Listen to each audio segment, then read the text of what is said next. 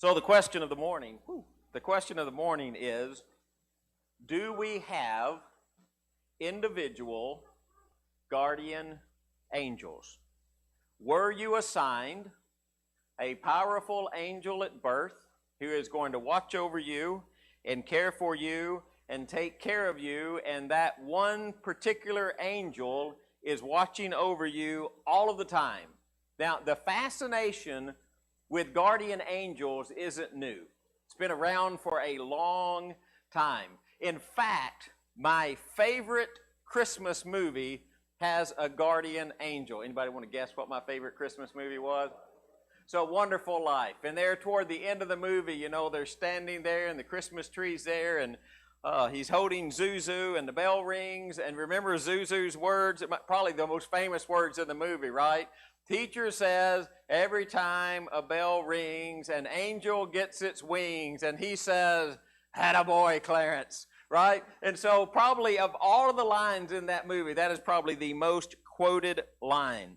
And it's a question, I mean, honestly, this question has been asked almost throughout all of Christian history.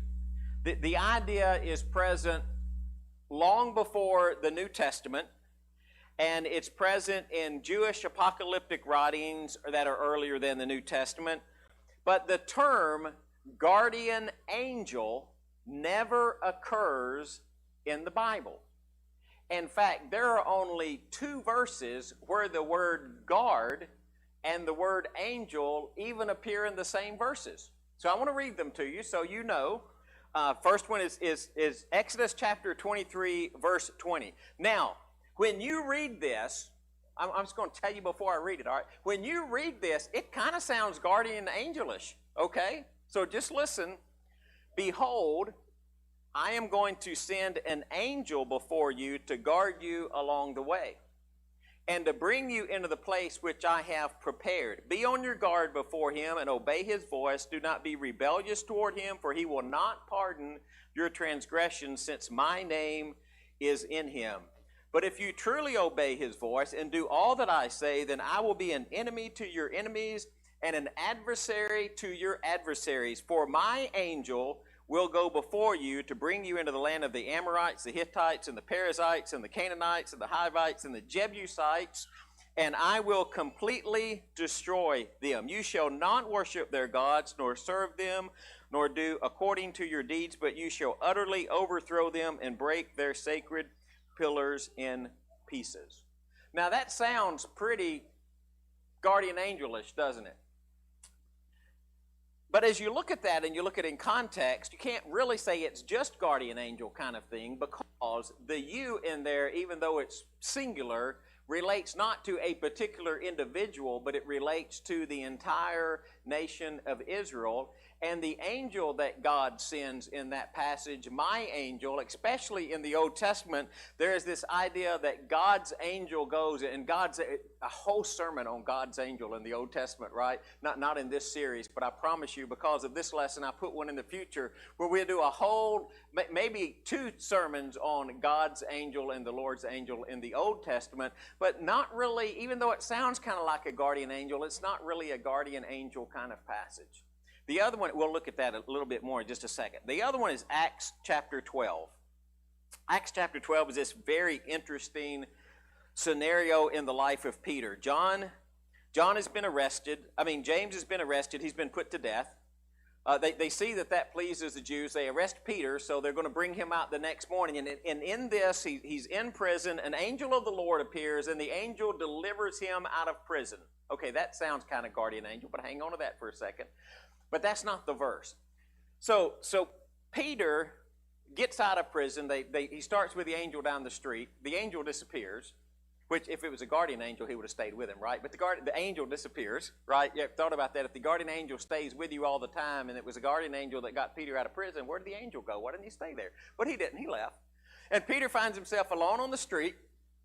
The church is at the mother's of John Mark's house, and they're praying for Peter so that he'll get out of prison, so that God will protect him.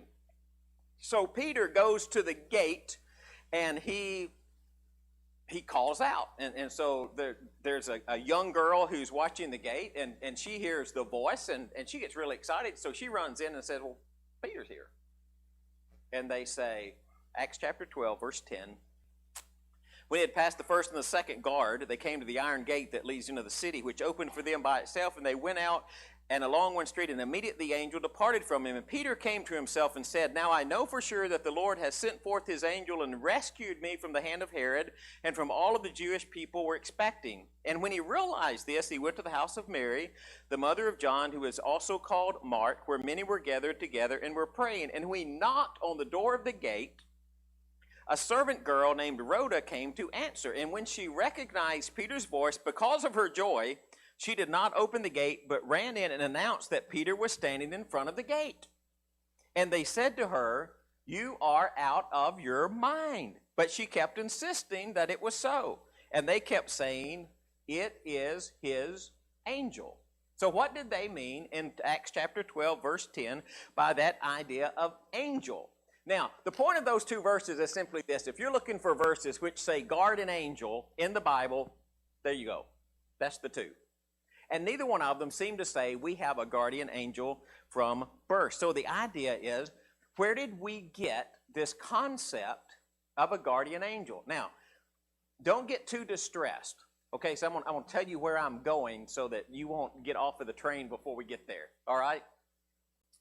I don't think you have an individual guardian angel. I think you have something way, way better. All right, so just hang on to that for a second. But where did this concept of guardian angels come from?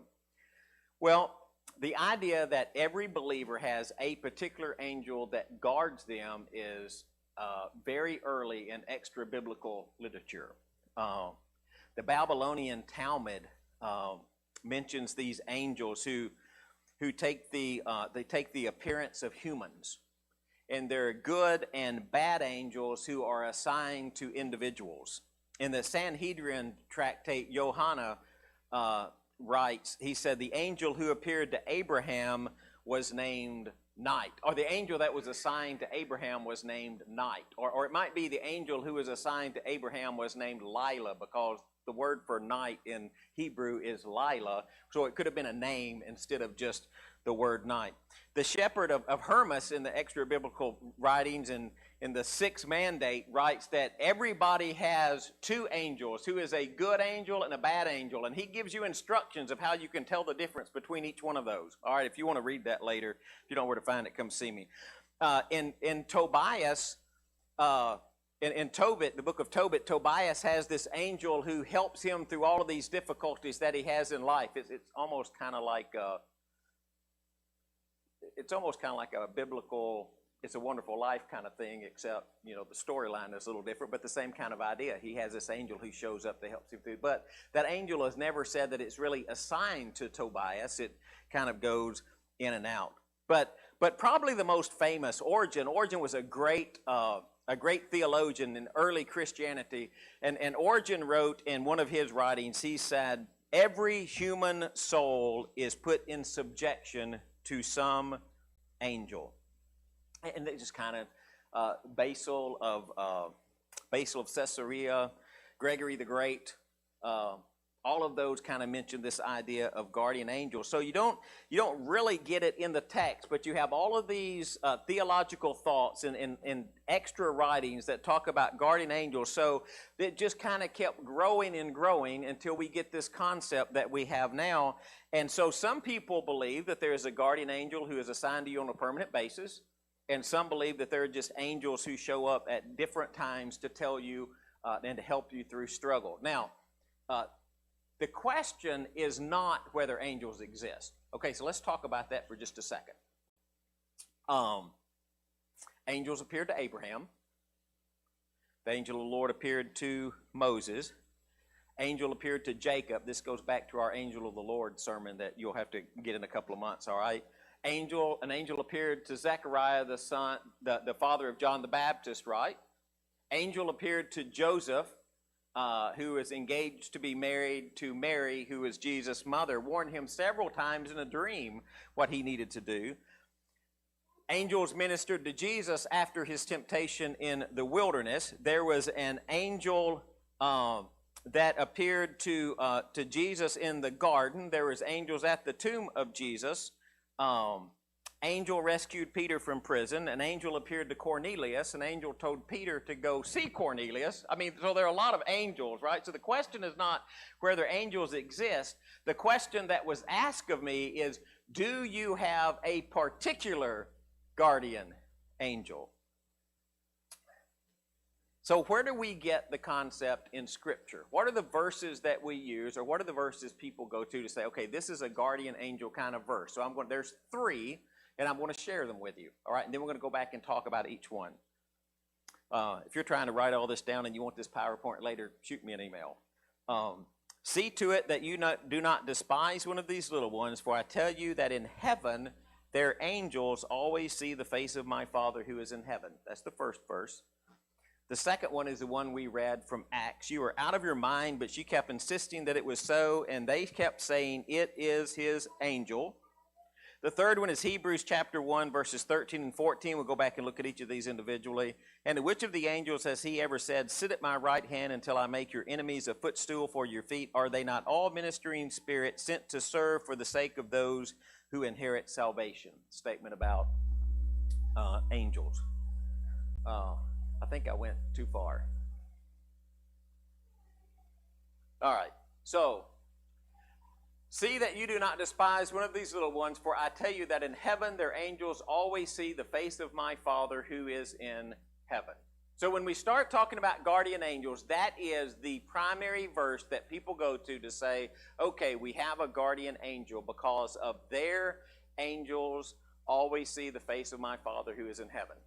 So what can we understand? What is their angels? So that's the question. What does Jesus mean by their angels? Okay, here that I think are the 3 possibilities. One is he meant that they have an individual guardian angel. I mean, that's one way that you could look at that passage and say, well, if they have an angel, then there is their angels. So each one of those little ones that you're going to despise has an angel. Now, you need to know something about this verse. This verse is not about whether we have guardian angels or not. This verse is about despising the little ones or the children. Okay, so don't make whether we have a guardian angel the core of this passage, because it's not. The core of this passage is do not despise one of these little ones. Why not? Well, because their angels are in the presence of the Father, right? So one is they have a guardian angel. The second is that they do have angels, but they don't have one angel. They have a myriad of angels. So their angels, okay, following me so far? If you don't get this, do like this. Shake your head like this way, and we'll go back. All right? So their angels is not that each one of them has an angel, but there is a host of angels who are watching over the little ones. I tend to let you know where I am. That's the way I go. I think it's a lot of angels watching over the little ones. So that's the second one. Now, does that verse prove that we have a guardian angel? No, it doesn't. All right, let me ask another question. Does that verse disprove that we have a guardian angel? No, it doesn't, right? It neither proves nor disproves whether we have a guardian angel. It just says that little ones have angels who are watching over them, whether they're individual or where there's a multitude. I think the multitude. Now, the reason I think the multitude is I may want to hang on to that. I want to talk about that now or later. I'll talk about it now. John Calvin wrote a really interesting thing. He said he says this is the core of the verse, not about whether we have a guardian angel, but this: it is no light matter to despise those who have angels for their companions and friends. Well, that's a great. You need to dwell on that for a little bit. You need to think about that. We ought therefore to guard ourselves against despising their salvation, which even angels have been commissioned to promote. The care of the entire church is committed to angels to assist each member as his needs require. That's deep. Do you hear it? We'll talk about that in a minute when we get to Hebrews 2. Do you hear what he's saying there? The church has angels who go out to help care for the church. God has angels who come to our rescue and come to our help. So the concept is not just that you have one. I think the concept is that you have a bunch to do that. So the next verse is Acts chapter 12, and this passage that we were looking about at where they kept saying, it is his angel. So what did they mean by that? So you kind of go back and you think about, okay, the guys who were sitting in that room and they said, oh no, that's his angel. What did they expect? Were they saying, well, that's not Peter, it's his guardian angel who came to appear? Well, that doesn't kind of even seem to fit the context. Here's the amazing thing in that passage is they're praying for Peter's protection. Peter gets protected, and what do they say? Well, that's not really him. I think that's really interesting. That's just like us, right? There is this concept that was in Jewish thought that there were angels who could take the appearance of men. For example, and this is in the Talmud and some other places, some extra biblical type of writings. Moses, there was an angel who appeared in the form of Moses to Pharaoh, and there was an angel who appeared in the form of Solomon and who sat on the throne. So there are angels who could come and appear as men. So what were those people in that room thinking? Were they thinking angel in the sense of it's his guardian angel who has come? Maybe. Did they think maybe Peter had sent a messenger? Don't know how we'd have done that. The word angel also can just mean messenger, right? So did Peter just send a messenger? Maybe. The thing that's unique about angels is they are God's messenger. So therefore we use a special term there. Instead of just messenger, we say angel, if they're God's messenger. Maybe he meant that. Could they have just meant like when they saw Jesus walking on the water? When they saw Jesus walking on the water, what did they say? Oh, it's a phantom. We really struggle. The word that we get there is where do we get phantom from? Oh, it's a phantom. It's a spirit. It's a something, right? Maybe that's what they meant in this passage about. Well, it's his angel. It's his spirit. Maybe they thought from that Peter had died, and that his angel, his spirit, was appearing. But the text is ambiguous enough that we really can't say. Well, they meant exactly a guardian angel. The last verse, to which of the angels has he ever said, sit at my right hand until I've made your enemies a footstool for your feet? Are they not all ministering spirits sent out to serve for the sake of those who are to inherit salvation? So what is an angel in this verse? An angel is a ministering spirit. Why are angels sent out? Oh, go back one, Reggie. I'm not ready for that one yet. Why are angels sent out? To serve for the sake of those who are to inherit salvation. What is their purpose? What's their purpose? We just read it, right? Let's read it again. To serve for the sake of those who are to inherit salvation. So when they go out to do the things that angels do, why are they going out to do those things? They are to serve those who are to inherit salvation. They are serving us. They are our ministering spirits. So is there only one for you? You only get one? No, you probably get a myriad. You get multitudes and multitudes and thousands, the kind of thing that Kent was referring to. When you look around and the hills are full of angels, that Jesus could have called 10,000 angels, right? What is it? He said 12 legions? Is that what he says? Kind of going from memory there. So he can call all of these angels to his rescue. And those are the same angels who are protecting you and watching you. And so everything that they do in the world is to work for the sake of the church.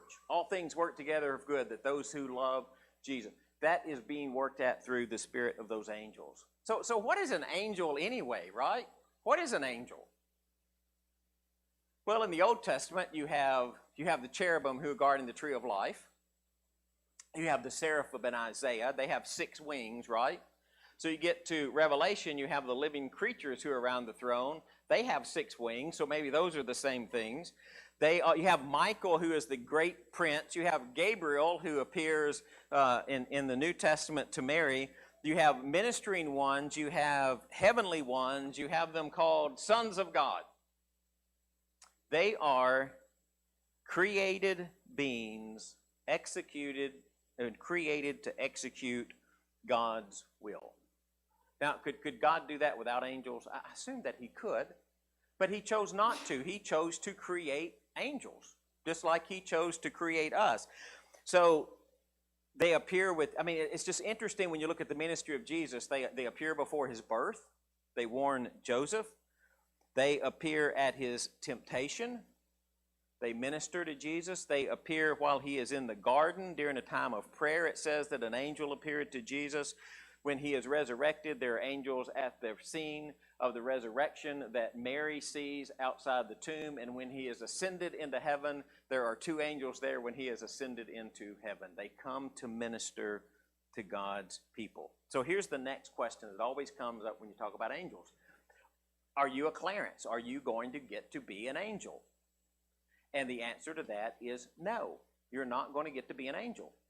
So are you going to have wings that grow out of your back, right? You're going to have wings. No, you're not going to have wings that grow out of your back.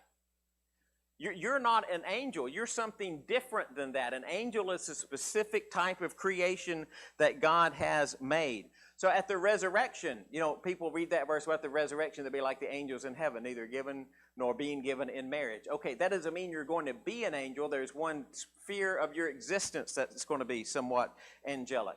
Paul tells us we're actually going to judge angels. And the passage in Hebrews, angels serve those in God's church. And so you're not going to be an angel. You're going to be different than that. You're going to be resurrected. Okay, and you're going to be resurrected to have a glorious resurrected body like Jesus. So that's your future. Your future is the resurrection. So do we have a guardian angel? I don't think so. I think what you have is you have many angels protecting you, not just one. I like that idea a lot better. Every angel, everywhere, wherever they are, heaven above, earth, they are all ministering, watching out, serving the good of Christians. Every assignment is to watch out for those who believe in Jesus Christ. They work for the good of Christians all the time. So when you think about that, and it's something even greater than that. God, I got time for this. You got someone greater than just an angel watching over you, don't you? Not just a created being, not just one of God's, part of God's angelic army, but God himself, who watches over you and cares for you. Something far greater than an angel, God's Spirit who works in us. The Spirit himself testifies with our spirit that we are children of God. The Spirit helps us in our weakness. Not just an angel. I mean, do you get how powerful that really is? Not just an angel. The Spirit helps you in time of weakness. God himself. You will abound in hope by the power of the Holy Spirit. Who is it that's just an angel empowering you? No, not just an angel, but God's Spirit, whom he has given you by your faith in Jesus Christ, who sealed us and gave us his Spirit in our hearts as a pledge. And I love this verse. Seeking to know what person or time the Spirit of Christ within them was indicating when he predicted the sufferings of Christ and the glories to follow. It was revealed to them that they were not serving themselves but you, and these things which have now been announced to you through those who preach the gospel to you by the Holy Spirit sent from heaven, things into which angels long to look. Do you realize that in that sense that the angels are... Jealous isn't the right word, but it's the only word we have in our English language that'll fit it, right? It's not a bad kind of jealousy. It's a good kind of jealousy. But they long to be the part of creation that you are. So do we have a guardian angel? On the surface, we really like that idea, don't we? On the surface, we like that idea that God has this angel who is watching every aspect of our life, who is protecting us and caring for us and guarding for us. But as much as we like that idea, as appealing as that is, it falls short of what God has done for you. What God has done for you is far greater than just one angel who watches and cares for you. It's like That's like a fly ball. This is baseball season, right? That's like a fly ball that gets just to the warning track, but it's not a home run. I mean, it's a good hit, but it's not a great hit, right? It's not one of those line drive on a rope home runs that go like 500 feet, right? It's like, man, does anybody in here remember Doug Flutie? Anybody? Some old people, right? Anybody remember Doug Flutie? What is Doug Flutie known for? Hail Mary passes. Man, it's like that Hail Mary pass that Doug Flutie, he throws it and it's caught in the end zone, a game winner, right? What usually happens with a Hail Mary pass? It just gets batted down, right? Or it falls short of the goal line. So just the concept of a guardian angel, it's like a Hail Mary pass that never gets into the end zone. Because what God has done for you is He has this myriad of created beings called angels who are sitting on ready. They are waiting to for God to hear your prayer and for God to point them into action. They're waiting for God to give them an assignment. And if you can picture them just like on what we would call pins and needles, right? They're just like, okay, I'm going to go get one of that. So they're waiting. They're just ready to jump into action for you. And to say we have one falls so much short of that. And you know what else it falls short of? It falls short of God's Spirit empowering and watching and helping and supporting and leading and guiding. Why? Because you have faith in His Son. Because you gave your life to Him. Makes me think of a verse that I used Friday. No one can snatch them out of my hand. It is not an angel who is watching you. It is the God who created the heavens and the earth, who watches and cares for your life and gives you support and strength through His Spirit, and has His myriads, His thousands upon thousands of angels ready to jump into action at your prayer and at your need and at what God knows you need, even when you don't know you need it. That's the God that we serve.